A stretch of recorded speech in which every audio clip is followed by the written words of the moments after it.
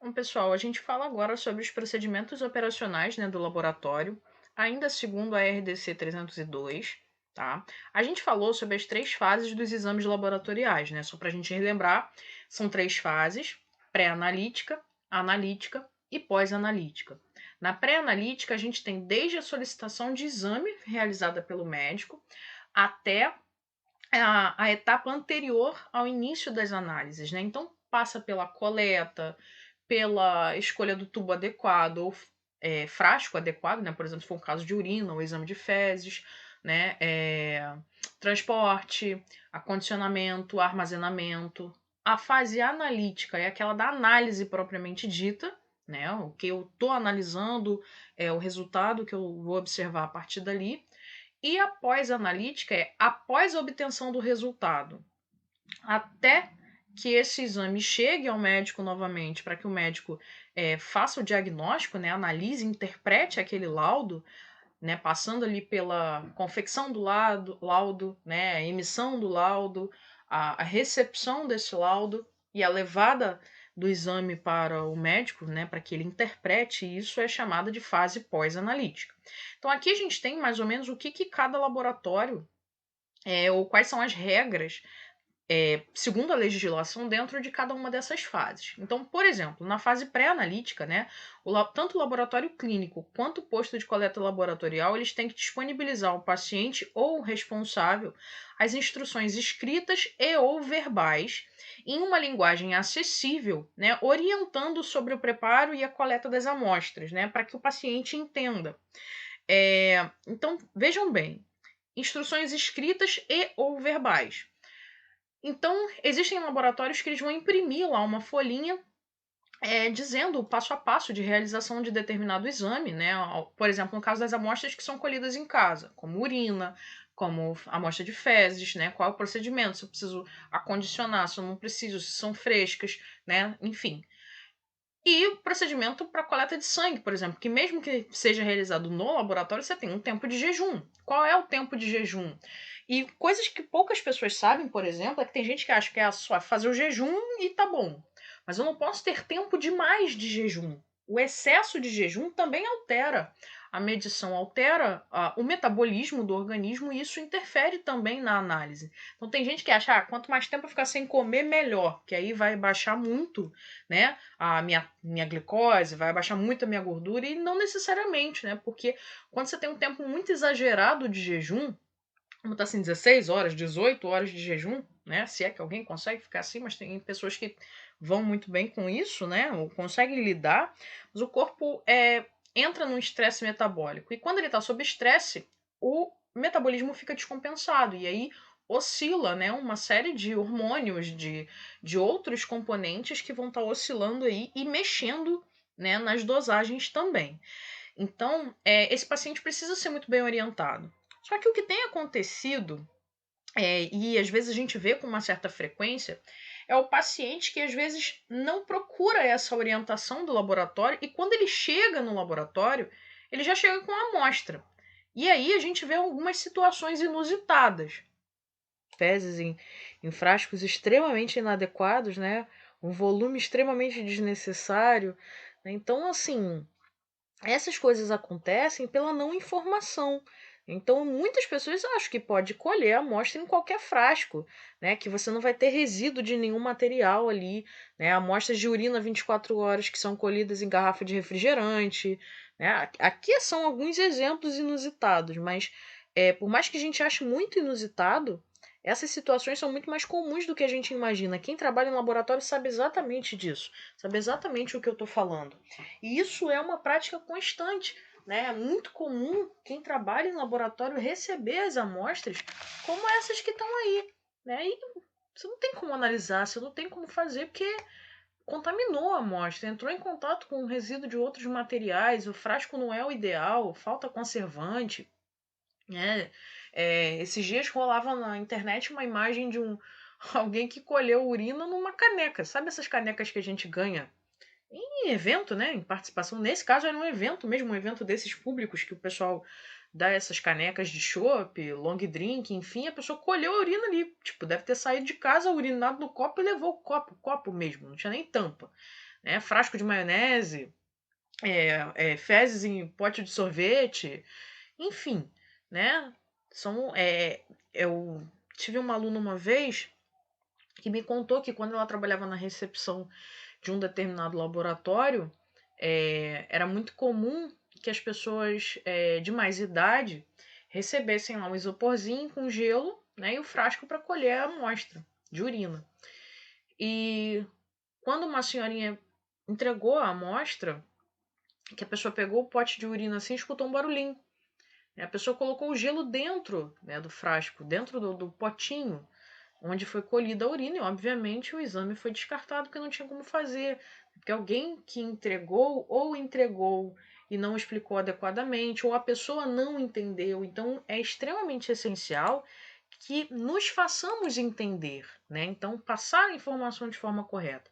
É por isso que é importante que muitos laboratórios já fazem isso como instrução por escrito, né? Porque aí, se a pessoa tiver alguma dúvida, ela pode entregar o papel a outra pessoa e pedir para que essa pessoa explique, ou entrar em contato por telefone, enfim, por algum outro meio de contato com o laboratório para que ele tire essas dúvidas.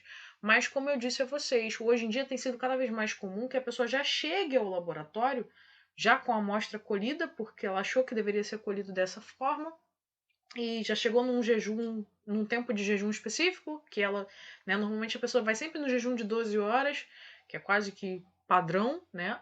E chega lá e já entrega a amostra, já colhe o material e sem saber como isso foi feito, né? Então, o laboratório ele tem que dispor dessas instruções para o paciente, para que o paciente tenha os procedimentos pré-analíticos de uma forma adequada.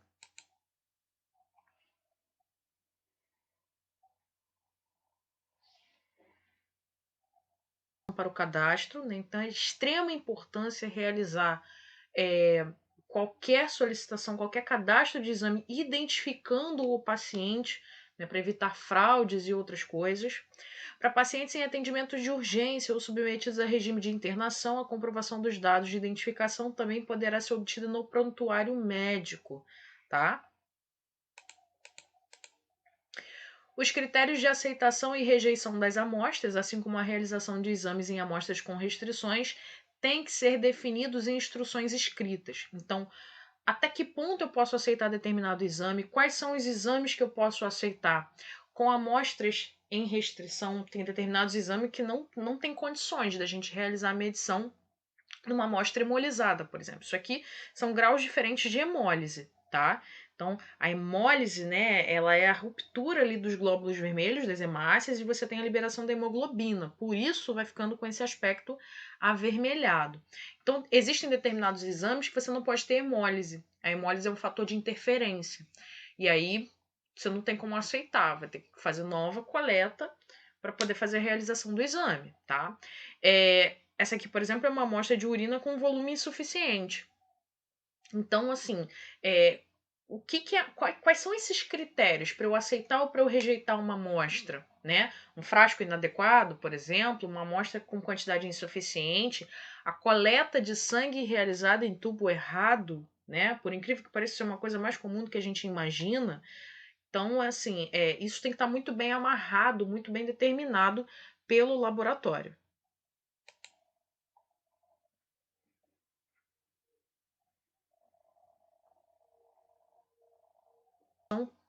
Pelo laboratório, né, gerado pelo laboratório, o nome completo do paciente, idade, sexo, procedência do paciente, telefone e ou endereço, né?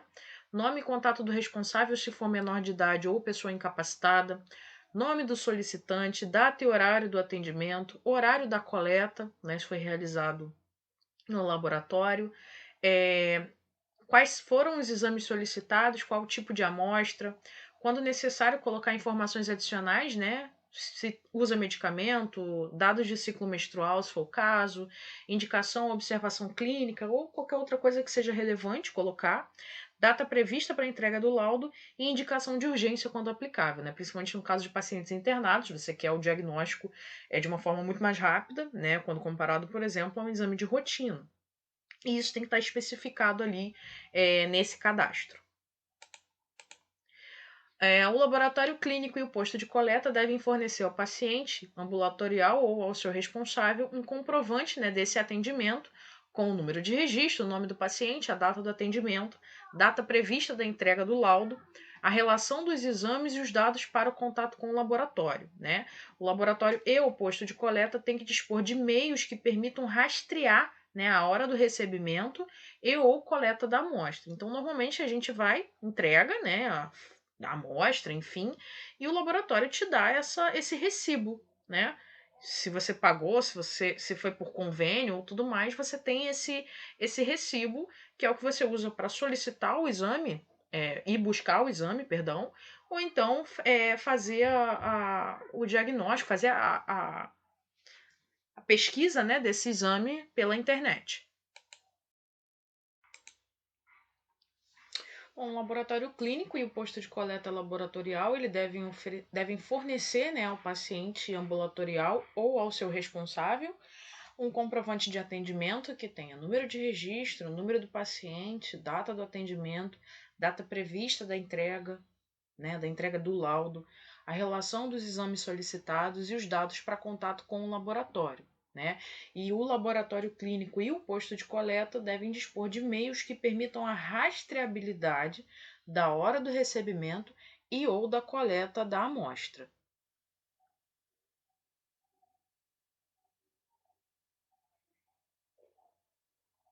O número da guia, né, que é o número de registro do laboratório, qual é a unidade, a data da emissão, quem é o médico, né, o convênio, qual é a data prevista para entrega. E essa aqui é um login, uma senha de acesso, né, se você for utilizar a internet para ir acompanhando, né, o laudo.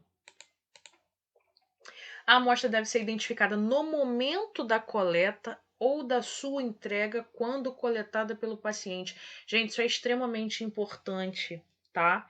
Não colher o frasco sem identificação para você não correr risco de troca de paciente. Eu sei que é uma etiquetinha, né? Ah, é rapidinho, coloca rápido. Não, gente, não, tá? Então, no momento da coleta, a amostra tem que estar identificada. O paciente entregou ali a amostra de urina, identifica, para não correr risco de troca de amostras, porque isso é uma coisa muito séria, né? Imagine, por exemplo, você está lá usando, você colheu a amostra de um paciente para realizar um exame de HIV, por exemplo.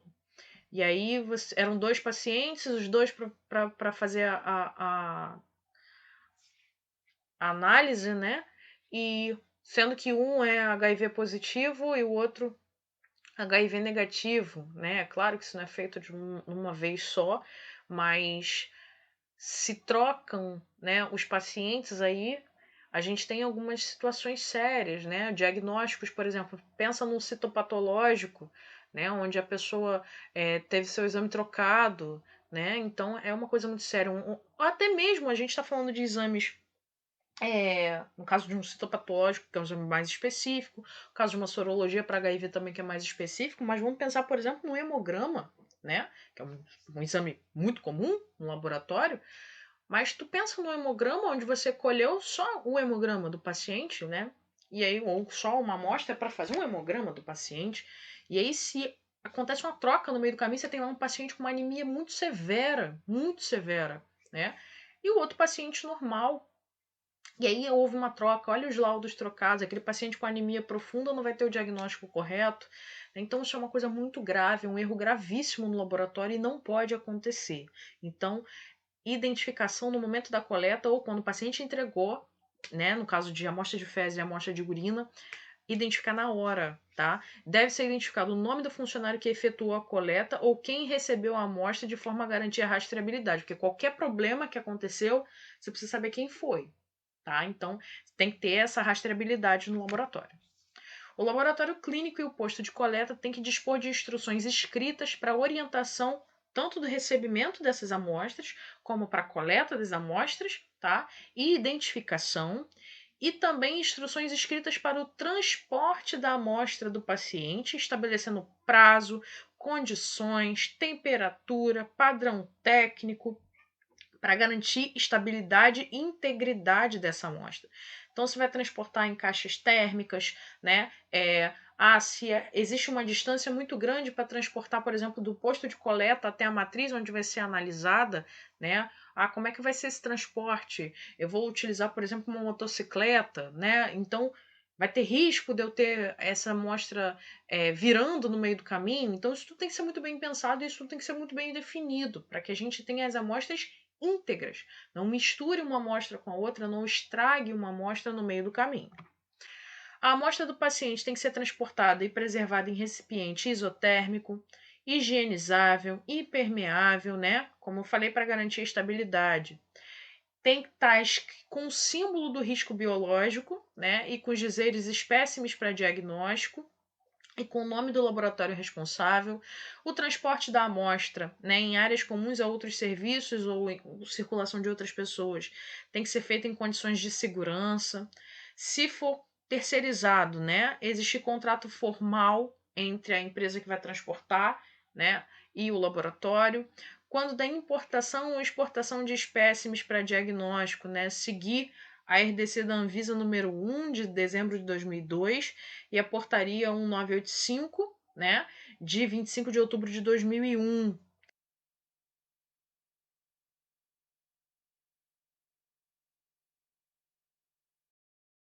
Tá? Na fase analítica, né, o laboratório clínico e o posto de coleta devem dispor de instruções escritas, disponíveis e atualizadas para todos os processos analíticos, podendo ser utilizadas instruções do fabricante. Aí são as bulas, né, dos exames de realização, das metodologias, como que eu vou seguir o passo a passo ali para a execução do exame. O processo analítico deve ser referenciado nas instruções do fabricante, porque a gente tem o seguinte, vamos pensar, por exemplo, no setor de bioquímica, existem vários fornecedores de kits bioquímicos diferentes, né? E para cada fornecedor você pode ter pequenas alterações ali. Então, a leitura ela tem que ser feita de acordo com o exame. Eu vou trazer um exemplo para vocês. Esses dias eu estava lendo uma bula de realização de um teste rápido de Covid-19, né, do coronavírus. E aí a pessoa, na verdade, eu li a bula pós postagem de uma foto, que a pessoa que realizou o teste postou uma foto realizada no mesmo paciente e ela pegou 2 testes rápidos. Num desses testes, eu tinha um exame com um positivo muito fraquinho e a amostra realizada tinha sido sangue total, e no outro eu tinha um positivo mais forte e ela utilizou o soro, né, na realização dessa amostra, na realização dessa análise. E aí, primeiro fica a pergunta, por que eu tinha diferença nos 2 exames? Né? Eu vou mostrar a imagem para vocês de como ficou.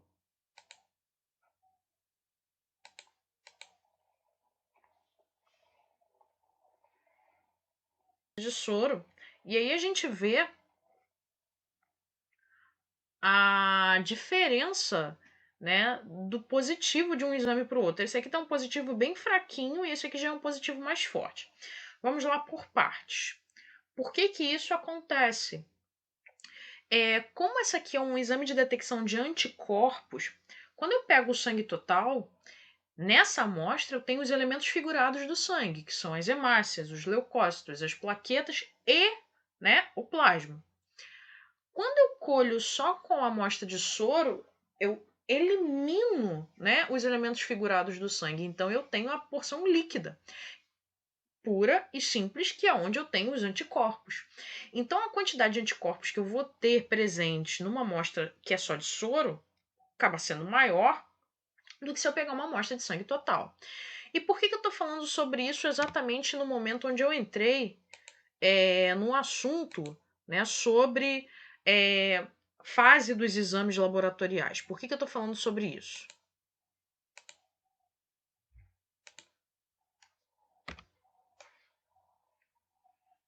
Existem alguns fabricantes de testes rápidos que preconizam ali na sua bula alíquotas, né, quantidades de amostra diferentes, se você for usar sangue total e se você for usar soro ou plasma, né?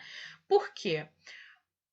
porque já entende essa diferença. Então, tem alguns testes onde você vai usar, por exemplo, 10 microlitros se você for usar soro e 20 microlitros se você for usar sangue total, né? Existem algumas bulas que vêm com essa diferença. No caso específico daquele exame, não tinha, é uma quantidade igual para os dois, né? O que você vai ter é uma diferença de é, carga de positividade ali. Então, vocês viram que a faixa, a cor da faixa que acendeu positivo, ela ficava bem mais clarinha quando se trabalhou com o sangue total. Mas a bula do exame preconizou uma quantidade igual se você fosse usar sangue total ou se você fosse usar o soro. Outros exames vão fazer isso de uma forma diferente. Então eu não posso seguir nessa linha de raciocínio. Ah, porque eu fiz com um teste rápido que era daquele jeito, eu vou fazer todos os testes da mesma forma. Não pode. Eu tenho que seguir exatamente as instruções daquele fabricante. Se ele me mandou fazer X, eu tenho que fazer X. Se ele me mandou fazer Y, eu tenho que fazer Y. Porque o teste foi pensado dessa forma. Independente se o laboratório mudou o fornecedor de um dia para o outro. Né? Aí a gente ouve aquela, mas eu sempre fiz assim. Principalmente quando você pega pessoas que vieram às vezes de outro laboratório, ou pessoas que falam assim, eu aprendi de um jeito, eu fazia assim, mas lá no laboratório tal era de outro. Mas depende do que você está fazendo, depende de qual era a metodologia que aquele laboratório utilizava, depende de quem era o fabricante, fornecedor do kit que ele utilizava. Então, por isso a gente tem diferenças, tá bom? Então, a instrução tem que seguir o que o fabricante preconiza. O processo analítico ele tem que ser referenciado nas instruções de uso do fabricante, em referências bibliográficas ou em pesquisa cientificamente válida conduzida pelo laboratório. Tanto o laboratório quanto o posto de coleta têm que disponibilizar por escrito uma relação que identifique os exames realizados nesse local, em outras unidades do próprio laboratório e quais são terceirizados. Tá? Então, essa é uma relação que o laboratório precisa ter. O laboratório e o posto de coleta eles têm que definir mecanismos que possibilitem a agilização da liberação dos resultados em situações de urgência. Né? Como a gente já tinha visto, lá na fase pré-analítica, quando necessita de urgência, isso tem que estar informado ali já na solicitação. E na fase analítica, eu tenho que ter meios para isso. Né? Não adianta eu pôr uma urgência na solicitação se não vai haver urgência na realização do exame. Então, isso tem que estar muito bem claro. O laboratório clínico e o posto de coleta têm que definir limites de risco, valores críticos ou valores de alerta para os analitos com resultado que necessita tomada imediata de decisão. Tá? Então, por exemplo, você recebeu uma amostra com urgência, você tem uma situação gravíssima, né? Por exemplo, de uma dosagem de glicose, você foi fazer uma análise de glicose, recebeu uma amostra, por exemplo, de um paciente que está internado e essa glicose bateu lá em 800, né? Que é um valor extremamente alto. Então, você tem que liberar esse resultado o mais rápido possível. Você não pode ficar retendo um laudo desse paciente, né? Porque a decisão precisa ser tomada muito rápido. Aquele paciente pode morrer, né? Então, isso tem que ser muito bem agilizado pelo laboratório. O laboratório posto de coleta tem que definir um fluxo de comunicação com o médico responsável ou o paciente quando você tem que ter essa decisão rápida, né? Então, se foi o médico que solicitou o exame e esse exame já foi direto para o laboratório, né?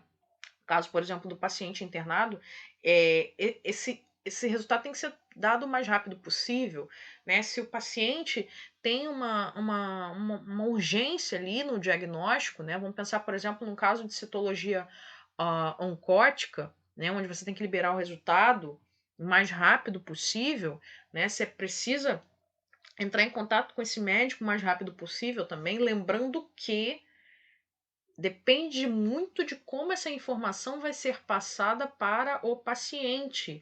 Você não pode fazer a liberação do laudo com o laudo aberto para o paciente, né? Você entrega o resultado. Você não pode simplesmente telefonar para o teu paciente e dizer, olha só, o teu resultado do teu exame citopatológico deu que você tem câncer. Isso não pode acontecer, tá, gente? Essa agilização, né, ela tem que ser no contato com o médico ou na chamada para o paciente vir buscar aquele exame, né? Pede, olha, você pode vir aqui, encontramos uma situação no seu exame, você toma aqui, né? Enfim, mas você não fala para o paciente o que está no laudo. Aliás, o laudo é entregue fechado. Né? Você imprimiu, dobrou, né? Quem faz na recepção entrega para o paciente. Tá? Outra questão, já que a gente está na disciplina de ética e legislação, pacientes que são conhecidos, né? Seja pelo técnico que está analisando, seja para a pessoa que está na recepção imprimindo o resultado do exame, né? Normalmente, quando são conhecidos, quando a empresa sabe que são conhecidos, a própria empresa faz com que essas pessoas não tenham acesso, né? Ah, mas se a empresa não souber, por exemplo, que aquela pessoa que foi fazer aquele exame naquele dia, em tal hora, é meu amigo, por exemplo, e eu trabalho na recepção do laboratório. É ético que você não entre em contato com aquele exame, não veja aquele exame, né? Não passe pela informação que está aquele exame. Você pode pedir para outra pessoa pegar, botei para imprimir, não olhei, a outra pessoa foi lá, dobrou e fez essa entrega. Por quê?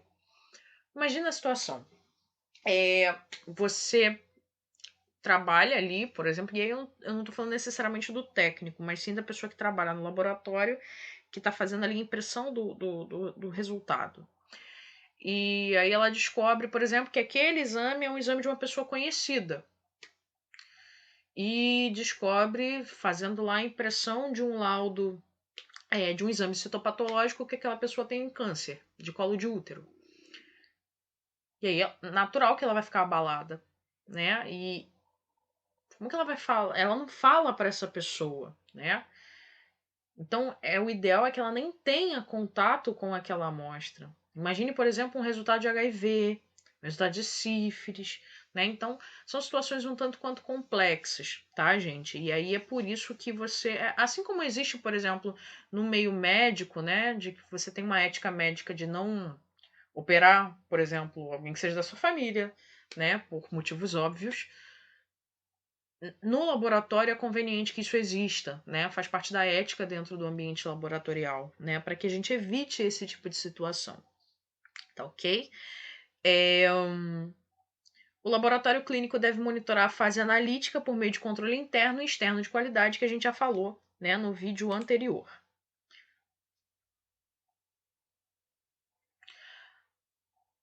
O laboratório clínico e o posto de coleta devem definir o grau de pureza de água reagente utilizada no laboratório. É o seguinte, a água que é utilizada para execução das análises, de fato, existem tipos diferentes de água reagente. A gente pode ter a água destilada, a água deionizada, a água livre de DNases e RNases, enfim, depende do exame que está sendo realizado, né? Normalmente se usa a água deionizada. Eu não posso, por exemplo, utilizar a água da bica, né? Vou lá abrir a torneira, né, com aquela água cheia de cloro, para dosar, por exemplo, cloro no sangue. Fui lá, peguei a amostra, fiz ela lá, né? Tô ali dosando a concentração de cloro no sangue daquele paciente, usei para isso uma água da bica.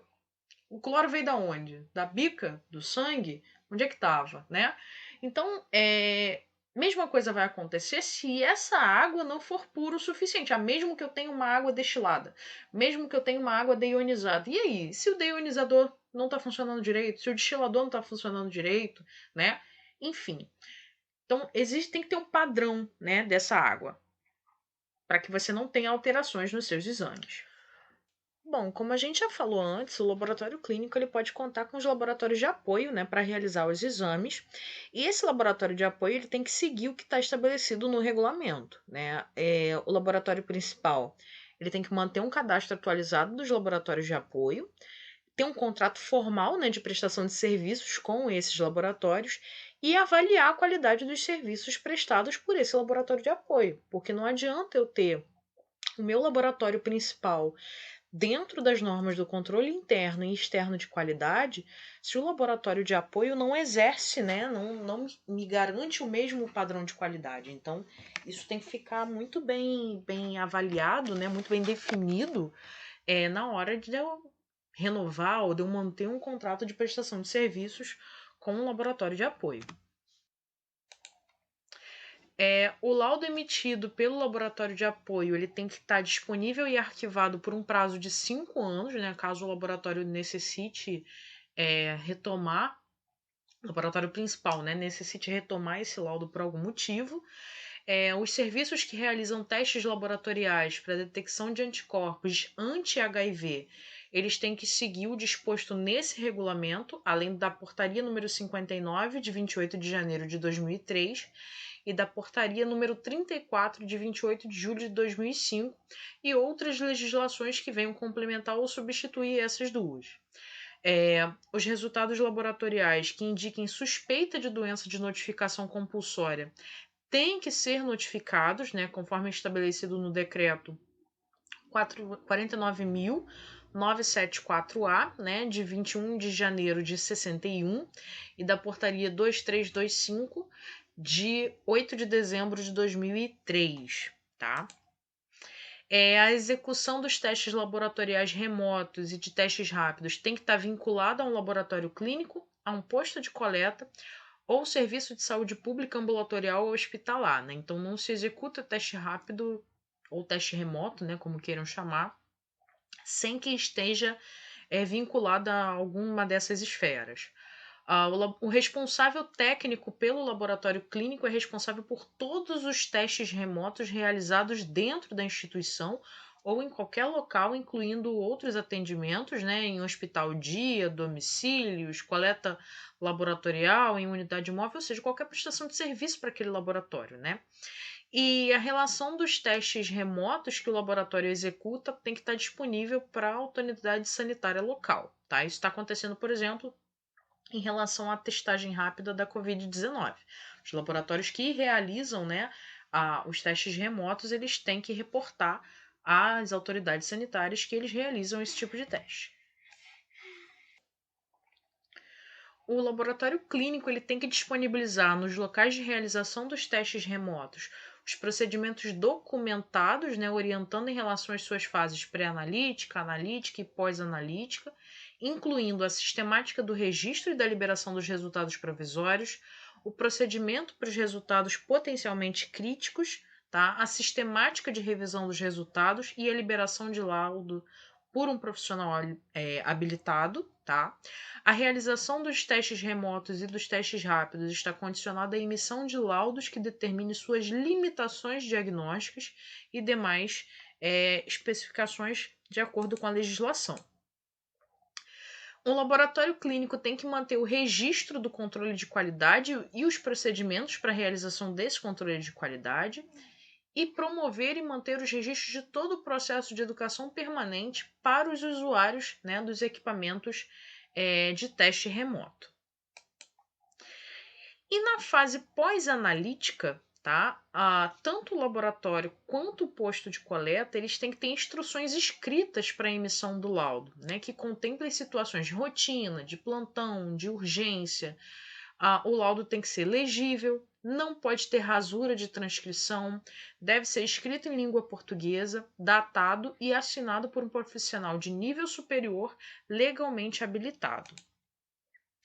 E, no mínimo, esse laudo tem que conter os seguintes itens: identificação do laboratório, endereço e telefone do laboratório, identificação do responsável técnico, número de registro do responsável técnico no conselho profissional. Então, por exemplo, se o profissional responsável é um farmacêutico, ele tem que ter o registro no CRF. Se for um biólogo, tem que ter um registro no CRBio, tá? Então, é o registro no conselho no qual ele está vinculado. Identificação do profissional que liberou o exame, número de registro do profissional que liberou o exame, tá? Número de registro do laboratório clínico no respectivo conselho de classe, nome e registro de identificação do cliente no laboratório, data da coleta, data da emissão do laudo, nome do exame, qual foi o tipo de amostra, qual foi o método analisado, qual foi o método utilizado, melhor dizendo, para fazer essa análise. Então tem lá às vezes a hemograma, e tem lá a amostra sangue, e aí vem todas as especificações. Glicemia, amostra, plasma, né? Então, parasitológico de fezes, amostra, fezes frescas, fezes conservadas, qual foi a metodologia que foi utilizada, Hoffman, caso de contagem de ovos, por exemplo, Catocartes, né? Então, tem que especificar qual foi a metodologia. Porque, por exemplo, se a gente pegar a parte parasitológica de fezes, dependendo da metodologia, você consegue visualizar melhor determinadas estruturas em relação a outras. Então, você pode ter uma variação de um método para outro. Isso faz toda a diferença, tá bom? Se eu vou usar, por exemplo, num sorológico, se eu vou usar o ELISA, se eu vou usar a quimiluminescência, isso tem que estar especificado no laudo, tá ok? Resultado do exame e unidade de medição, né? Então, qual foi o valor que você encontrou dentro daquilo que você está analisando e a unidade de medida, se é miligramas por litro, miligramas por ml, microgramas por ml, unidade por litro, miligrama por decilitro, enfim, a unidade tem que estar especificada ali, tá? Valores de referência, para que você compare aí.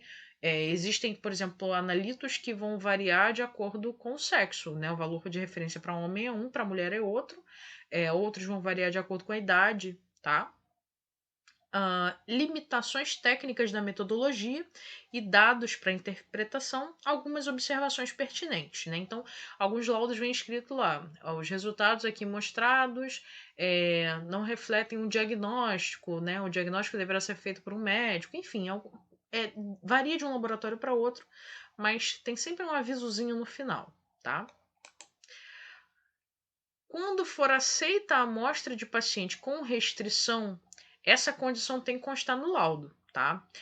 Vamos pensar, por exemplo, a gente já viu que uma amostra lipêmica, né, que é uma amostra com excesso de gordura, ela é uma amostra com restrição, quando aceita por um laboratório. Só que existem algumas situações, por exemplo, em que a gente pode encontrar uma amostra lipêmica. Uma delas é uma pessoa que não realizou o jejum, né, um jejum mal feito, não correspondendo ao tempo adequado para a realização de algumas dosagens de lipídios, e aí você acaba pegando ali uma amostra um pouco mais lipêmica, que como o jejum não foi feito dentro da forma correta, os lipídios ainda estão ali. Se foi um caso somente de jejum mal feito, essa amostra não vai estar tão lipêmica assim, né?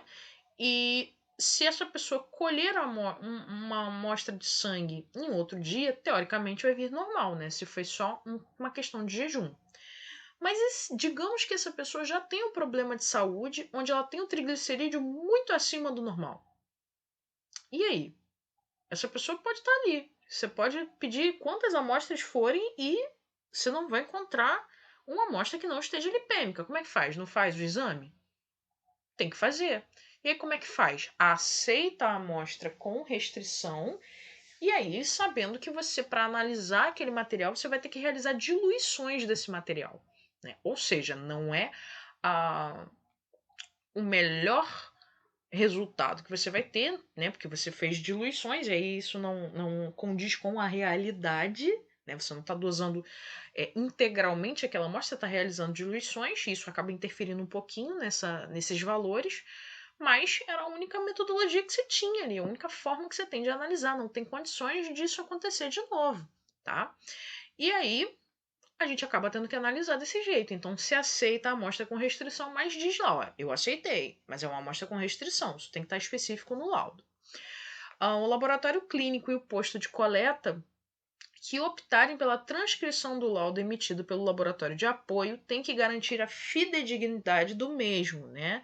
Sem alterações que possam comprometer a interpretação clínica. Ou seja, se o laboratório transcreve aquilo que o laboratório de apoio enviou, ele não pode alterar o que está escrito, né, de valores, por exemplo. Ele pode até alterar a forma como ele disse aquilo. De repente, um layout de laudo um pouco diferenciado, né? Mas jamais alterar o valor do que está sendo colocado lá, tá bom? Valor e unidade, enfim, tá? Para que isso não acarrete em erros de interpretação. Né? Eu não posso receber, por exemplo, de um laboratório de apoio uma glicemia que está em 100 e dizer que essa glicemia está em 80. Né? Isso seria um erro grosseiro, né, dentro do laboratório, dentro da interpretação, inclusive, do exame. O responsável pela liberação do laudo pode adicionar comentários de interpretação ao texto do laboratório de apoio, né, considerando o estado do paciente e o contexto dos exames, porque o apoio ele só vai receber a amostra, então ele não sabe o que o paciente tem, o que ele estava, né, passando de repente no dia, enfim. E existem muitas coisas que podem ser adicionadas em observação, né? Eu vou citar um exemplo. Há uns tempos atrás, não me recordo agora qual foi a situação, mas um senhor precisava fazer uma determinada coleta de sangue para análise de glicose. E esse senhor chegou a um postinho que estava marcado o exame para aquele dia.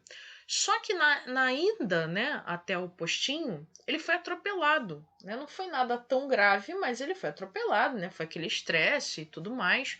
Se machucou um pouquinho, né? Se ralou. Mas ele seguiu assim para fazer o exame. Só que tem um problema.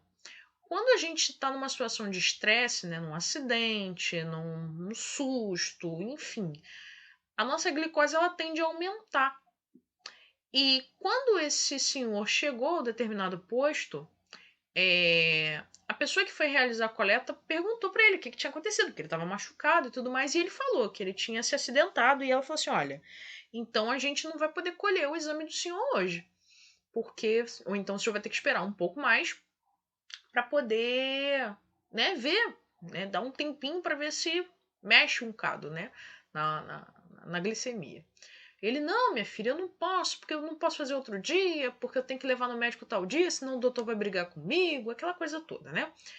E aí ela não conseguiu convencer os senhorzinhos que ele teria o exame alterado naquele dia e, por fim, colheu a amostra e, obviamente, quando o resultado veio, ele tinha uma glicose bem alterada.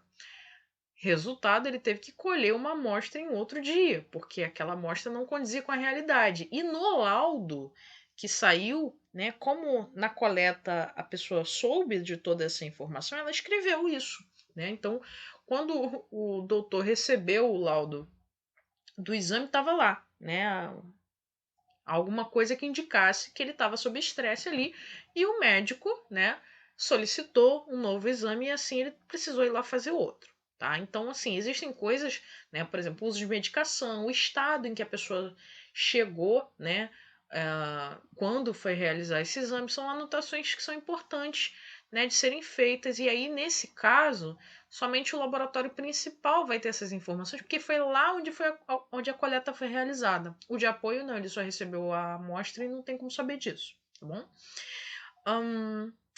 O laudo de análise do diagnóstico sorológico, né, de anticorpos anti-HIV deve estar de acordo com a Portaria 59 de 2003 e suas atualizações. As cópias do laudo de análise, bem como os dados brutos, devem ser arquivados pelo prazo de 5 anos, facilmente recuperáveis e de forma a garantir sua rastreabilidade. Caso haja necessidade de retificação, né, ou seja, de correção, em qualquer dado constante do laudo já emitido, a mesma deve ser feita em um novo laudo, onde fique clara a retificação realizada. Ou seja, qualquer erro que aconteça, ele tem que ser reemitido o laudo e tem que ser indicado onde foi realizada a correção. Os registros, né, o laboratório clínico e o posto de coleta laboratorial devem garantir a recuperação e a disponibilidade dos registros críticos, de modo a permitir a rastreabilidade do laudo liberado. As alterações feitas nos registros devem conter data, nome e assinatura legível do responsável pela alteração, preservando o dado original. Ou seja, não se apaga uma informação para colocar uma nova. Você altera, mas mantém ali dizendo o que você alterou, quem foi o responsável por essa alteração. A garantia da qualidade, né? O laboratório clínico ele tem que assegurar a confiabilidade dos serviços que são prestados pelo controle interno e controle externo de qualidade. O controle de qualidade, né, a gente já tinha comentado no vídeo anterior, né, ele é dividido em SIC e SEC, tá?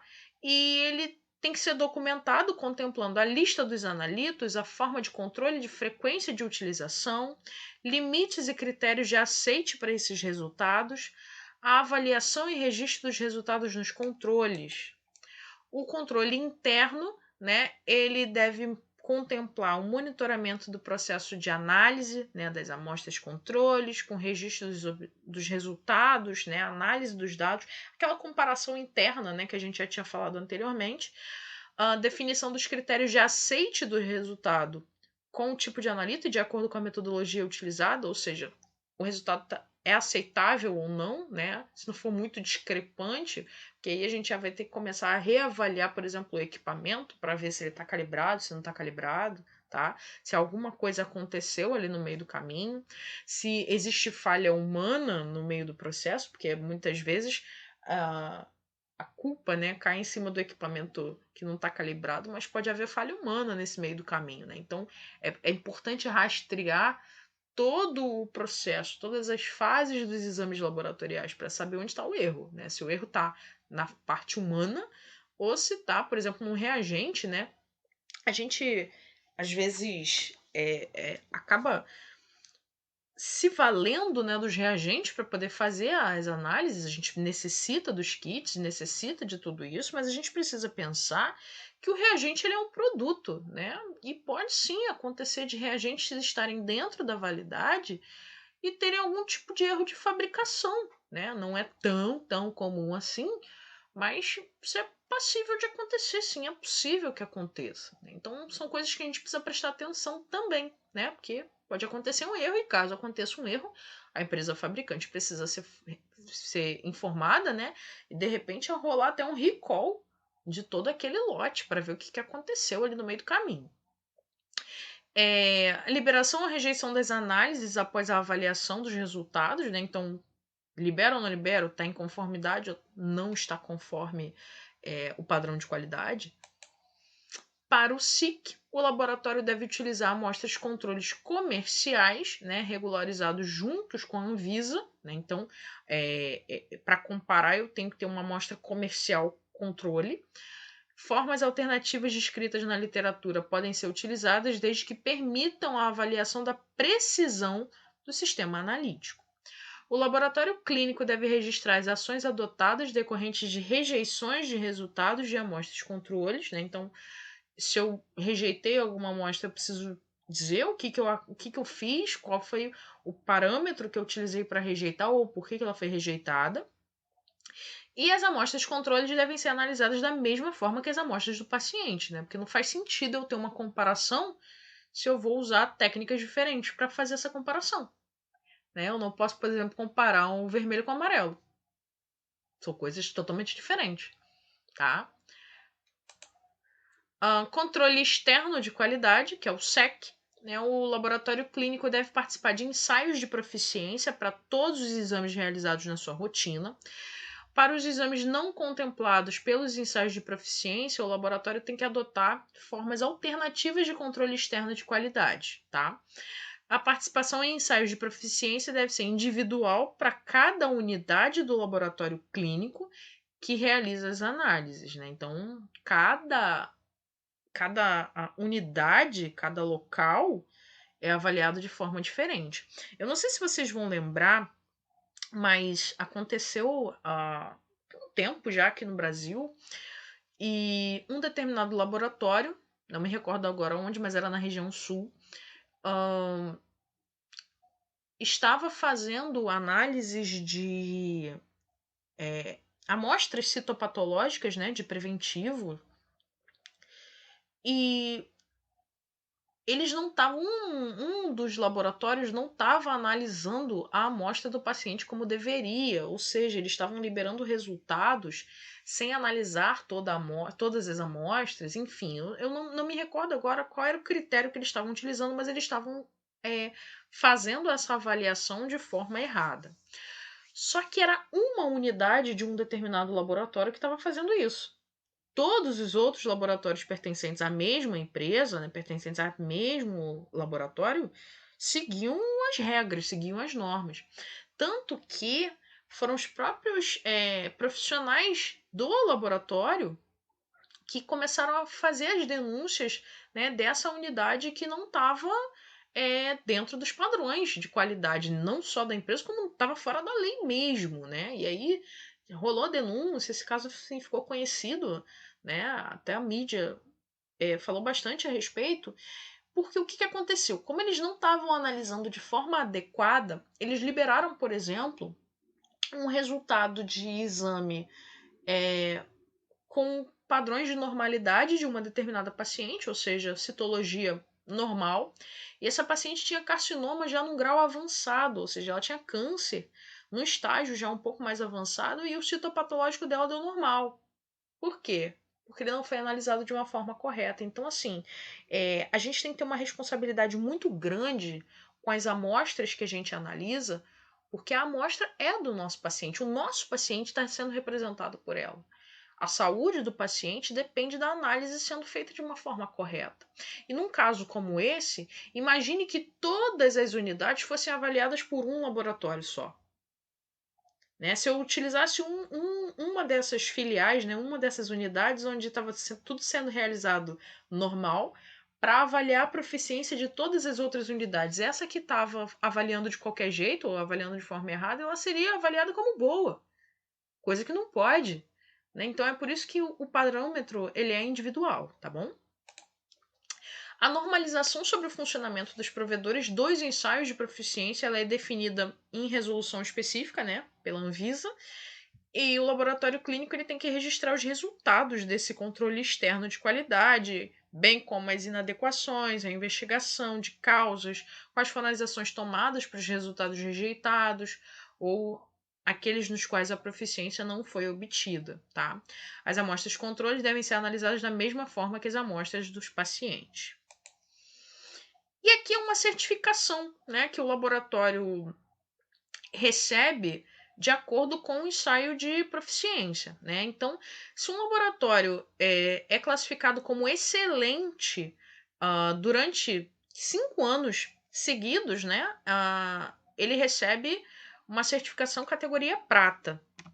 Se ele for avaliado ao longo de 10 anos, ele recebe a categoria ouro.